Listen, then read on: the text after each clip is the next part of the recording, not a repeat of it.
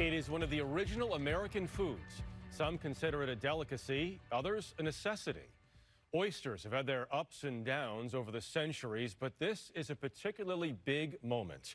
To see what's happening, where this fascinating industry has been and where it's going, we went directly to the sources. Off the coast of Connecticut, in the waters of Long Island Sound, the Oyster Harvest is underway. At Mystic Oysters, the operation is still overseen by a legendary waterman, Jim Marco. I've been at this for 45 years now, and I basically grew up doing this. Why do you love it so much? I think it's who we are. I didn't pick it picked me, and that's just the way it is. What is it that people don't understand about oysters? Probably it's one of our first foods. Oysters have been consumed around the world for tens of thousands of years, but they do play an especially important role in American history. For many Native Americans and settlers from overseas, oysters were a dietary staple. Later, they played an even bigger role, especially in the New York City of the late 1800s. Oysters were cheap, good, and everywhere. Much of Lower Manhattan is built on discarded oyster shells. But overharvesting decimated the business in the early 1900s. It's only in the last few decades that it really came back, until mid-March. What has this been like for you these last few weeks?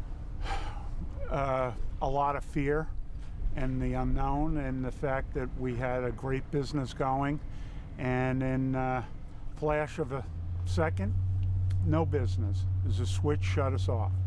Done. Marco had to let most of his workers go. He stopped taking all pay himself. Now it's all about holding on and trying to build back up. Why? Oysters don't just feed and employ people, they can be hugely important for the planet. As filter feeders, they act as environmental scrubbers, removing pollutants from the ocean. Farming them effectively makes far more aquatic life possible. You're not fishermen, you're farmers. We're absolute farmers. Our farm is underwater. It's different than a normal dirt farmer. You know, you can walk through your field and see what's going on. Ours is on the bottom. When people think American farmers, they a lot of times think middle of the country. Yeah. Right.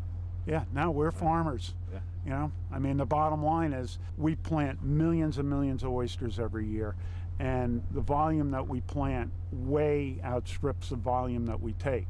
Marco's right-hand man is Mark Harrell. Between the Coast Guard and this, your life's been on the water. Absolutely, yep. I have a 12-year-old son. It's a big part of his life too, and we want to see this keep going, because once it's in your blood, it's really, there's nowhere else we can go. The oyster business is constantly trying to invent new ways to produce, whether it's twists on classic wild farming or more complicated hatcheries. We saw one of the latest techniques at Norm Bloom & Son, where almost no sales right now means almost no workers. Jimmy Bloom runs the business with his dad. So this is a nursery for the seed that comes out of the hatchery. When the seed is sent to us, it's smaller than a grain of sand. It's less than 1 millimeter. So that seed could never survive in the wild if we planted it out in the water. It gets swept away by currents or eaten up by crabs and fish.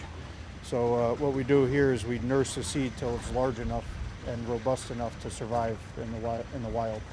The biggest issue today is that 90% of all oysters are consumed in restaurants. Now none are open, except for takeout. The circle is tremendous. I mean, we're talking about purveyors, farmers, fishermen, going from 1,000 to 0 in a day, you know, and prolonging it over this month, 2 months, whatever it is. The impact on everybody is just, it's horrible.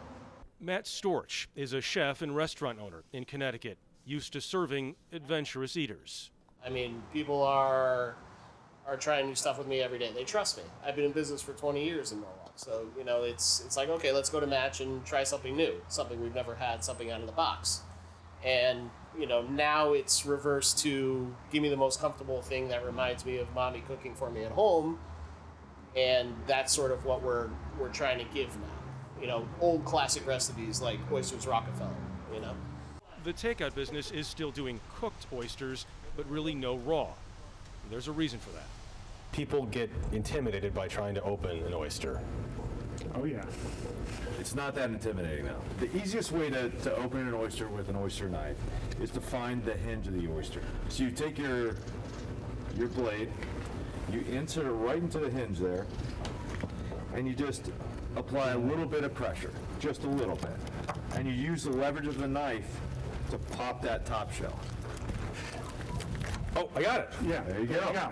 It just slid right in there. Yeah. Right off. Yeah. That was my first one. Do you feel like a hero? No, I mean, you it look feels like good. one.